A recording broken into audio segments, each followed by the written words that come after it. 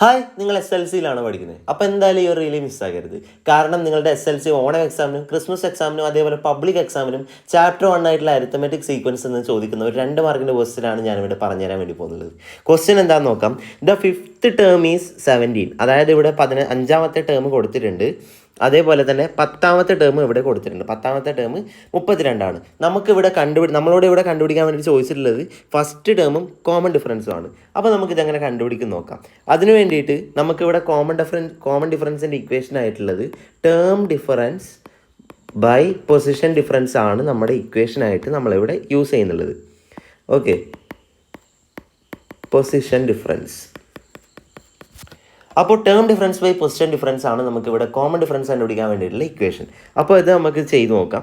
അപ്പോൾ term difference എന്ന് പറയുന്നുള്ളത് 32 - 17, position difference എന്ന് പറയുന്നുള്ളതോ 10 - 5. അപ്പോൾ ഇത് സോൾവ് ചെയ്യുമ്പോൾ നമുക്ക് 32 17 പോയാൽ 15 കിട്ടും, 10 5 പോയാൽ 5 കിട്ടും. അപ്പോൾ ഇതിൻ്റെ ഉത്തരം എന്ന് പറയുന്നുള്ളത് 3 ആയിട്ടായിരിക്കും നമുക്ക് കിട്ടുക. അപ്പോൾ നമുക്കിവിടെ കോമൺ ഡിഫറൻസ് കിട്ടി. എത്ര? കോമൺ ഡിഫറൻസ് പറയുന്നുള്ളത് 3 ഇതിൽ നമുക്ക് രണ്ടാമത് നമ്മളോട് കണ്ടുപിടിക്കാൻ വേണ്ടി ചോദിച്ചിട്ടുള്ളത് എന്താ?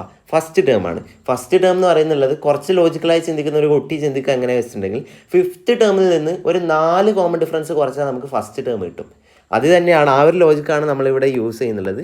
ഫസ്റ്റ് ടേം കണ്ടുപിടിക്കാൻ വേണ്ടിയിട്ട് 5th ടേമിൽ നിന്ന് നമ്മൾ ഒരു 4 കോമൺ ഡിഫറൻസ്, അതായത് 4D കുറക്കുകയാണ്.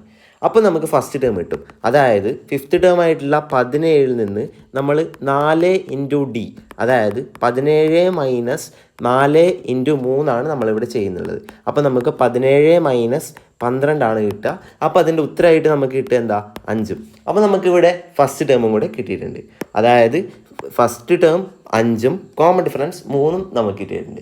അപ്പോൾ ഇങ്ങനെയാണ് ഈ ഒരു ക്വസ്റ്റ്യൻ വന്നാൽ ചെയ്യേണ്ടത്. ഇതേപോലെ തന്നെ വേറൊരു ടൈപ്പുള്ള ഒരു ക്വസ്റ്റ്യൻ ഞാൻ നിങ്ങൾക്ക് ചെയ്യാൻ വേണ്ടിയിട്ട് തരാം. അപ്പോൾ ഇതാണ് ആ ഒരു ക്വസ്റ്റ്യൻ. ഈ ഒരു ക്വസ്റ്റ്യൻ നിങ്ങൾക്ക് ഫ്രീ കിട്ടുമ്പോൾ ചെയ്തിട്ട് ഈ ഒരു കമൻറ്റിൻ്റെ താഴെ തന്നെ, ഈ ഒരു റീലിൻ്റെ കമൻറ്റ് സെക്ഷനിൽ നിങ്ങൾക്ക് പറയാം.